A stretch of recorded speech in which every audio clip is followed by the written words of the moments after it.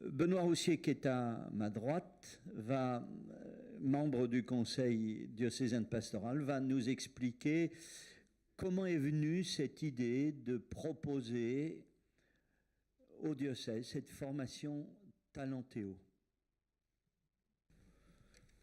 Bonjour, je vais commencer comme Laurent tout de suite. Si je vous dis Conseil diocésain de pastoral, beaucoup d'entre vous ne savent pas ce que c'est. Moi, avant d'en faire partie, je ne savais pas du tout ce que c'était. C'est pourtant l'un des nombreux conseils qui entourent notre évêque, l'une des instances de conseil qui siège auprès de l'évêque du diocèse pour l'aider dans sa mission. En fait, l'évêque dispose de 4 conseils. Le conseil épiscopal, que tout le monde connaît, le plus important, avec le vicaire général, les vicaires épiscopaux. Il y a aussi le conseil presbytéral, le conseil diocésain de pastoral et le conseil diocésain aux affaires économiques. Alors, le conseil diocésain de pastoral, selon ses statuts, est un conseil constitué par l'évêque pour étudier ce qui, dans le diocèse, touche l'activité pastorale, l'évaluer et proposer des décisions d'ordre pratique. On pourrait dire qu'il est, au niveau du diocèse, l'équivalent du conseil paroissial dans nos paroisses. De qui est-il composé ? Le conseil pastoral est composé de fidèles, c'est-à-dire de clercs, de membres des instituts de vie consacrée et surtout de laïcs. Notre conseil diocésain de pastoral dans notre diocèse est composé d'une 40aine de membres, de délégués des paroisses, des mouvements, des services, des représentants du conseil presbytéral, des diacres, de la vie consacrée et de quelques personnes qualifiées, l'enseignement catholique, le centre d'études théologiques et le sanctuaire de Lisieux.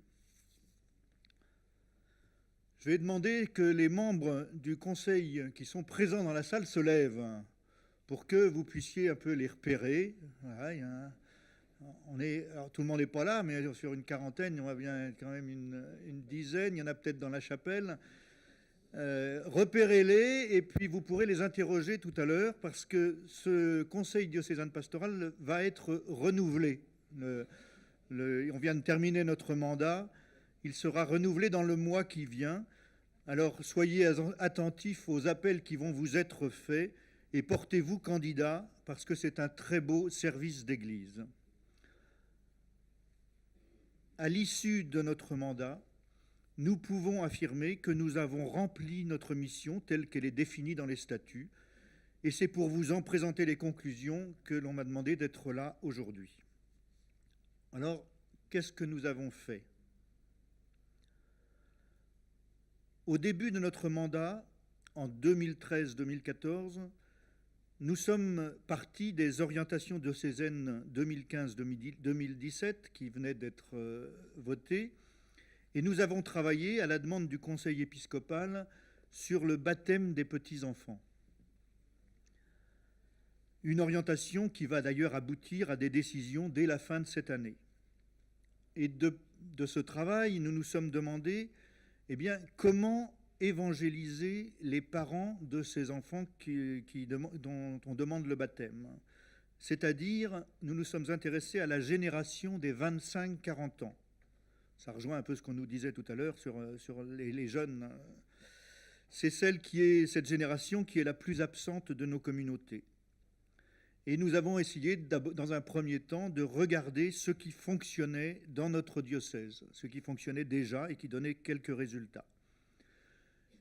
La deuxième année, en 2014-2015, nous avons élargi notre regard vers d'autres expériences dans d'autres diocèses. Nous avons reçu ici un représentant de la paroisse Sainte-Blandine de Lyon, en milieu urbain.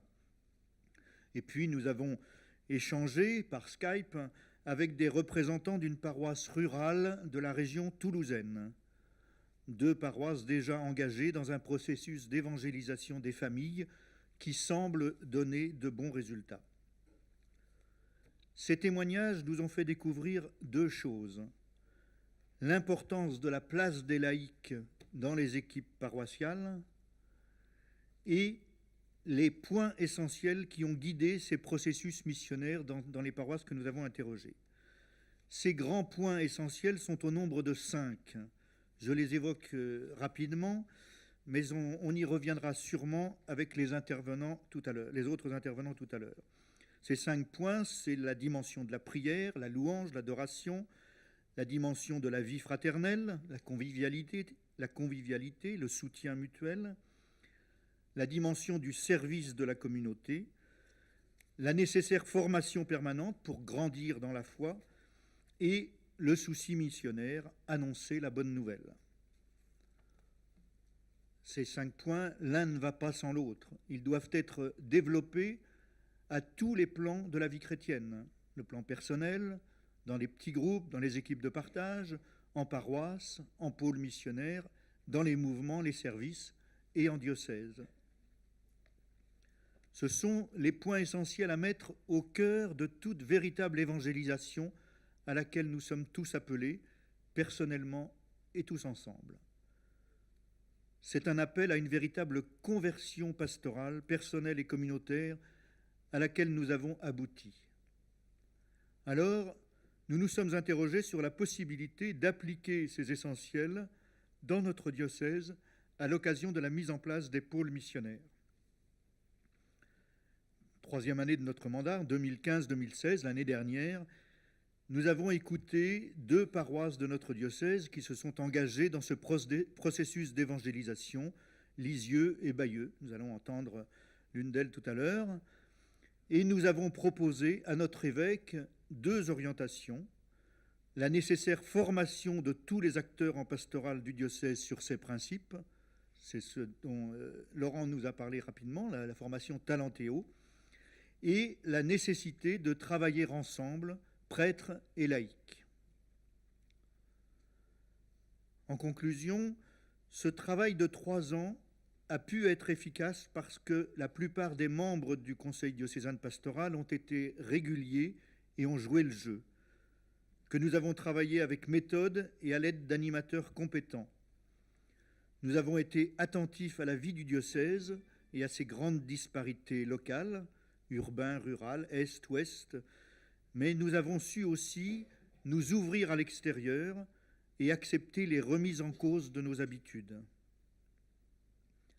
C'est l'aboutissement de notre travail de ces 3 années que nous voyons mettre en œuvre aujourd'hui, et au nom de tous les membres du Conseil diocésain de pastoral, je peux dire que nous en sommes heureux. Les témoignages qui ont été exprimés lors de notre réunion de bilan en juin dernier disaient l'étonnement de découvrir un fonctionnement de l'Église que les membres ne connaissaient pas avant, et surtout la joie de participer à l'avancée d'une Église en mouvement. Alors, continuons, évitons la sclérose du « on a toujours fait comme ça » et apprenons à travailler ensemble, prêtres et laïcs, paroisses et pôles missionnaires, services diocésains et mouvements, sous la houlette de notre évêque. Merci. Merci.